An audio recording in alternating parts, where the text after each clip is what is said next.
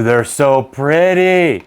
I love them. Ah. Ladies and gentlemen, collectors, Billu fans, and creative beast enthusiasts. Today, we're spotlighting the legendary Woolly Mammoth, the absolute unit of cold weather perfection. I'm Chris Chaotic. And I'm Spino Dude, and I'm here to make sure that Chris doesn't try to call a Smilodon a saber-toothed tiger again. No promises. Buckle up and grab your coats.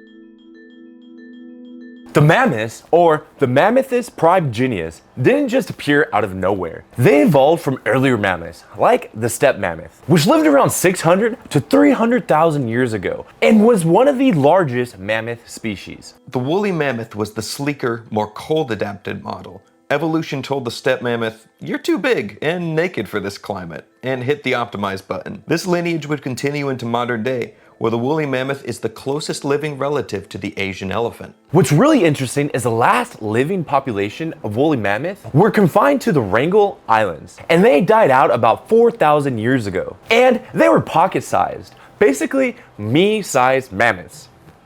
Indeed. This final population of woolly mammoths are a great example of island dwarfism, where the limited resources and space of living on an island force animals to evolve into smaller, more size-efficient versions of themselves. And actually, these bite-sized mammoths should be about shoulder height to you, Chris. Wait, so you're telling me I could sit on them? Please don't harm the tiny mammoths, Chris. Mammoths once roamed the appropriately named Mammoth Steppe, a super ecosystem stretching from Spain to Canada. This was once Earth's most extensive biome ever. And this wasn't just frozen wasteland, it was grassland. One of the richest, most productive ecosystems of the Pleistocene. It was dry, windy, and cold, but it was filled with grasses, herbs, and flowering plants. And mammoths were built for it. Thick underfur, up to a foot of fat insulation, and long guard hairs. Some nearly 3 feet long that would be shed annually. 3 foot long hairs shed annually?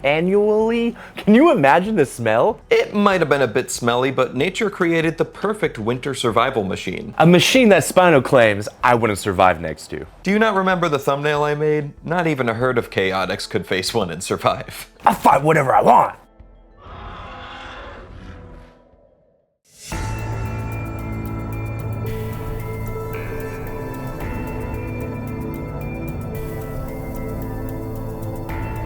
The average woolly mammoth stood about 9 to 11 feet tall and weighed 4 to 6 tons. And their most iconic feature, the tusks, could reach up to 15 feet long. I certainly don't recommend fighting one, Chris. Tusks so big, they could sweep the snow out from in front of them, fight predators, and break ice. Or, if they had them, hammocks right between the two tusks. Look at that.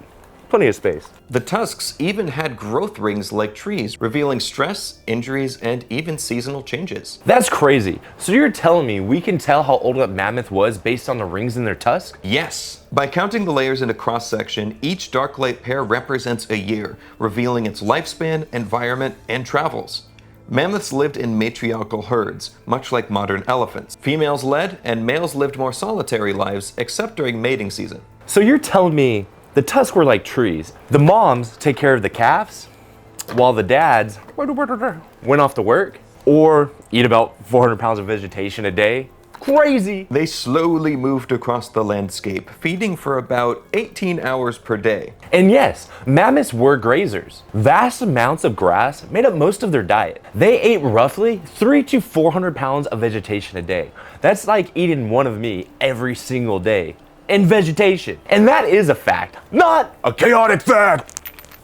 You need to upkeep that massive size if you want to fend off Ice Age super predators like cave lions and dire wolves. Gotta protect your herds. And that's why we, Creative Beast Studio, stay in herds while walking in conventions. It's just simple facts, safety in numbers. And I have to protect Ross, Dave, and Spino from all you fans. You wander off constantly. That's not important to Spino. Shut up, Spino, no one's listening to you.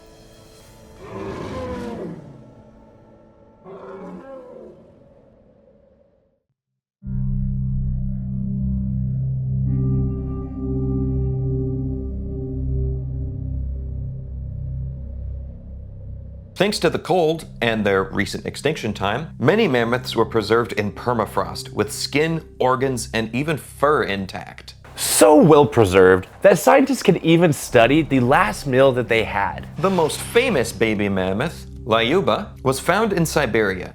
She lived around 42,000 years ago and is nearly perfectly preserved. She looks just like she's sleeping. Frozen mammoths are not only crazy interesting, but have also allowed scientists to study their DNA, leading to ongoing debates of de-extinction. That is a more in-depth topic for another time. But it is incredible that we have the technology to even do that. You know what we should do, Spino? We should bring one back to life and teach it dance moves.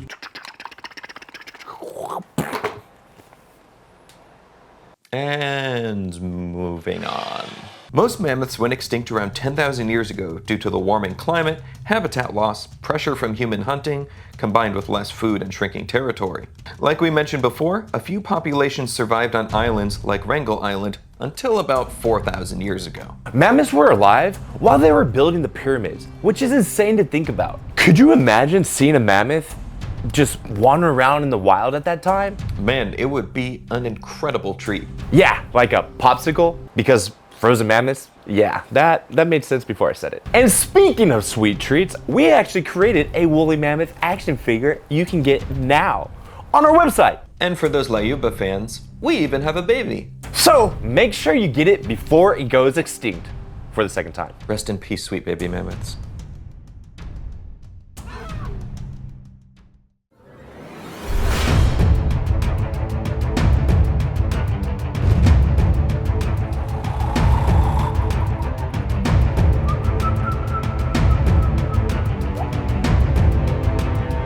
And thank all of you creative beast enthusiasts for watching our creative beast spotlight on the woolly mammoth Primigenius. Mammuthus Primigenius. And let us know which prehistoric beast you'd like us to cover next. From the prehistoric To the fantastic Creative Beast Studio!